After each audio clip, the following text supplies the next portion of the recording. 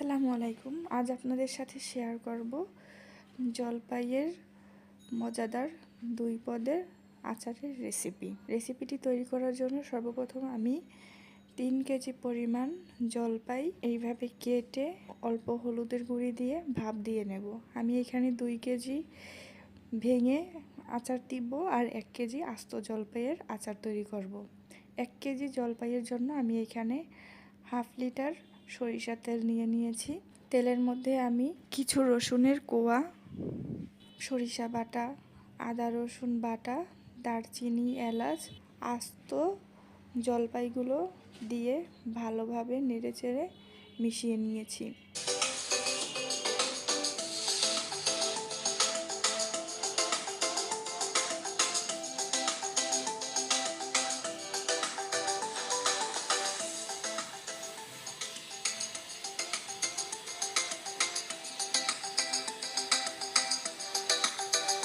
জলপাইগুলো মেশানো হয়ে আসলে এর মধ্যে আমি মরিচের গুঁড়ি, লবণ ও হাফ কেজি চিনি অ্যাড করে দেব।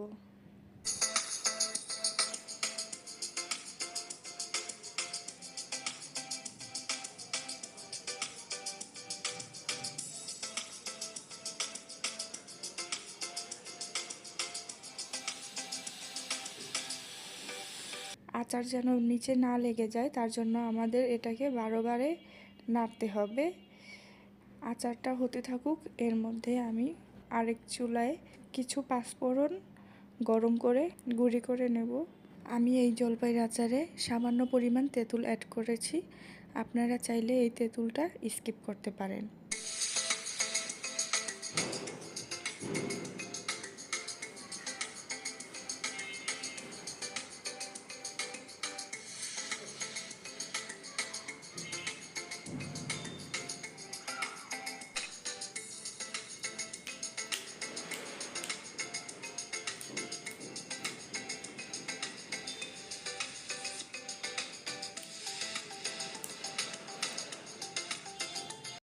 যখন দেখবেন যে আচারটা প্রায় হয়ে এসেছে, সেই পর্যায়ে আমরা আচারের মধ্যে পাঁচফোড়নগুলো অ্যাড করে দেব। আপনারা চাইলে এই জলপাই আচারটিতে আস্ত কাঁচা জলপাইও অ্যাড করতে পারেন, সেক্ষেত্রে আপনাদের এইখানে 1 পোয়া পরিমাণ পানি অ্যাড করে দিতে হবে। আমার কাছে কাঁচা জলপাইটা তত ভালো লাগে না, তার জন্য আমি সিদ্ধ করেই ব্যবহার করি।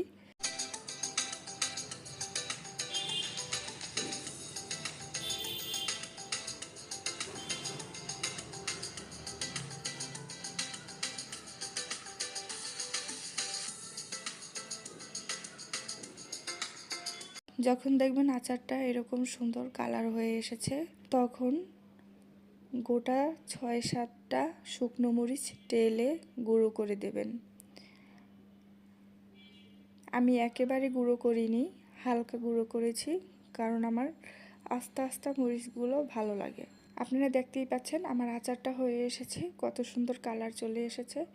এখন আমি এই আচারগুলোকে একটি কাচের জারে সংরক্ষণ করে রাখবো।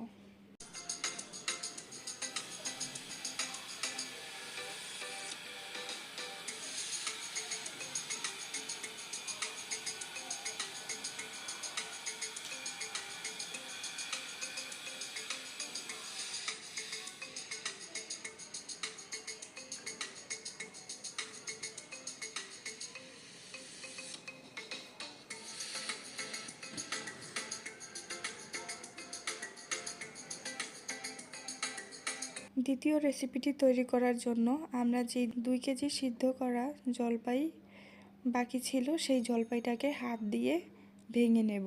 এইখানে 2 কেজি জলপাইয়ের আচারের জন্য আমাদের তেল প্রয়োজন হবে হাফ কেজি। তবে আমি একসাথে তেলটা দিব না, অল্প অল্প করে দেব। আপনারা চাইলে একসাথে দিয়ে দিতে পারেন। এইখানে তেল দিয়ে দেওয়ার পরে দারচিনি, এলাচ, তেজপাতা ও আস্ত রসুনগুলো দিয়ে দিয়েছি। এরপর আমি যেই জলপাইগুলো ভেঙে রেখেছিলাম সেগুলো দিয়ে নাড়তে থাকবো।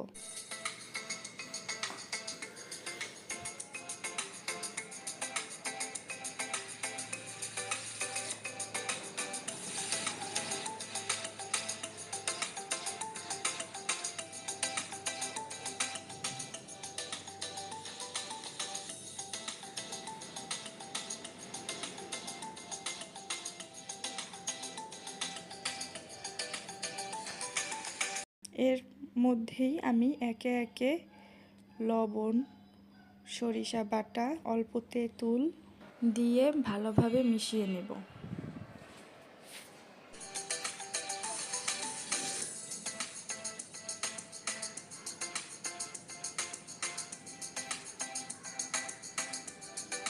এই পর্যায়ে আমি 250 গ্রামের মতো গুড় অ্যাড করে দেব। আচারটিতে গুড় ব্যবহার করার কারণে স্বাদটা অনেকটা বেড়ে যায়। আপনারা চাইলে স্কিপ করতে পারেন, তবে গুড়টা দিলে স্বাদটা বেশ ভালো লাগে। যারা মিষ্টি কম খেতে পছন্দ করেন তারা এইখানে হাফ কেজি পরিমাণ চিনি ব্যবহার করলেও হবে। আমার ঘরের মানুষ যেহেতু মিষ্টি পছন্দ করে, তার জন্য আমি এখানে চিনি বেশি দিয়েছি। কেজি পরিমাণ চিনি। এ পর্যায়ে আমি শুকনা মরিচ 6-7টা টেলে গুঁড়ো করে নিয়েছি, সেগুলো দিয়ে দিব। শুকনা মরিচের গুঁড়া, মরিচ গুঁড়ো, আদা রসুন বাটা, জিরা গুঁড়ি, 5 ফোড়ন দিয়ে আবারও নাড়তে থাকব। আপনারা নিশ্চয়ই খেয়াল করেছেন আমি এর মধ্যেই কয়েকবার সরিষা তেল অ্যাড করেছি। এইভাবে আপনারাও অ্যাড করে নেবেন বা একসাথেও দিতে পারেন। ট্রাস্ট মি, এইভাবে যদি আপনারা বাসায় বসে আচারটি তৈরি করেন খুবই ভালো লাগবে। একবার খেলে বারবারই খেতে চাইবেন। ঘরের সবাই এই আচারটি খুব পছন্দ করবে। এই আচারটি আপনারা ভাত বা যে কোনো কিছুর সাথে খেতে পারবেন।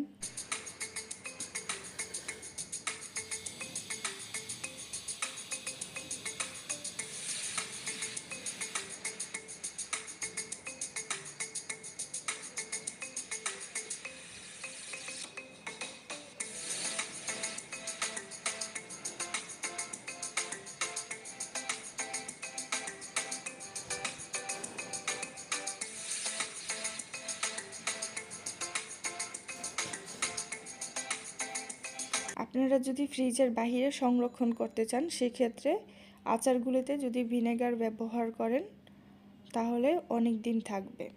ভিনেগার ব্যবহার করার ফলে আপনারা আচারটিকে দীর্ঘ 1-2 বছর অনায়াসেই সংরক্ষণ করতে পারবেন।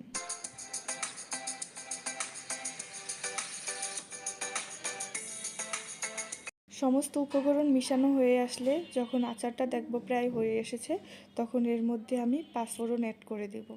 শেষ পর্যায়ে 5 ফোড়নটা অ্যাড করার কারণে ঘ্রাণটা খুব সুন্দর আসবে।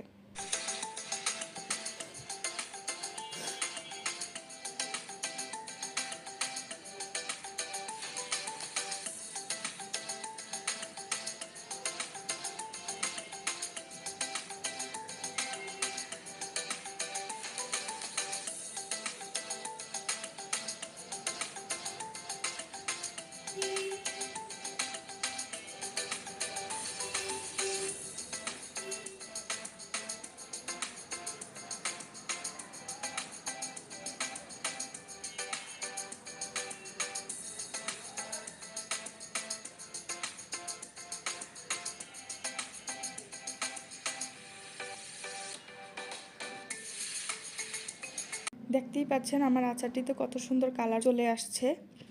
সামনাসামনি দেখতে আরও সুন্দর হয়েছে, ক্যামেরাতে হয়তো ততটাও ভালো বোঝা যাচ্ছে না। আবারও দেখা হবে নতুন কোনো ভিডিওতে নতুন কোনো রেসিপি নিয়ে। আপনাদের কোনো রেসিপির প্রয়োজন থাকলে আমাকে জানাবেন, আমি অবশ্যই আপনাদের সাথে শেয়ার করব। আজ তাহলে এই পর্যন্তই। আল্লাহ হাফেজ।